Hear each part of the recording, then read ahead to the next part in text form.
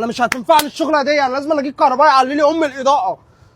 الو يا باشا قول لي بقى عايز تعمل ايه في الغيه كده، فهمني. انا جبت لك معايا اللمض. يا عم الدنيا ضلمه زي ما انت شايف، والحمام مش عارف ياكل بالليل، ده انا زيت نفسي بطلع على السلم بحسس. لا انا مش عايزك تقلق خالص، الغيه دي خلي لك تنور احسن من مصباح علاء الدين. قول لي بس انت عايز كام لمبه؟ والله مش انا اللي هقول لك، دي شغلتك والمفروض انت ادرى مني. يعني ركب لي مثلا 3 هنا، 3 فوق، 3 على السلم، في كل عين ركب لي لمبه. في كل عين هركب لمبه هتصرف معاك جامد. يا عم مش مهم الفلوس كلها تحت رجليك، بس المهم اهم حاجه الحمام يعرف يشوف وهو بياكل بالليل. للدرجات دي الحمام ما بيشوفش ياكل بالليل خالص؟ صدق وتامن بالله، ده قرينا عندي امبارح نطينا على بعض نفكر انها انتهيته، الله اعلم النهارده جت في الحمام، بكره بقى ممكن تيجي في العيال. اعوذ بالله. بص ما تقلقش، ما تشيلش اي هم. انا بكره الصبح هجيب العده وهجيب معايا الرجاله كويسه، هنيجي نظبط لك الدنيا ديت عشان مش عارف اشتغل بالليل. لا يا باشا انا عايزك تعيش، يعني في كل عين ركب لي لمبه، في كل اكاله ركب لي لمبه، في كل زور في الغيه برضه ركب لي لمبه، ركب لي فوق دماغي لمبه. يا باشا ثق فيا، شغل ده مش هتلاقيه عند حد، ده شغل مستورد. بكره باذن الله هجيلك. يلا السلام عليكم.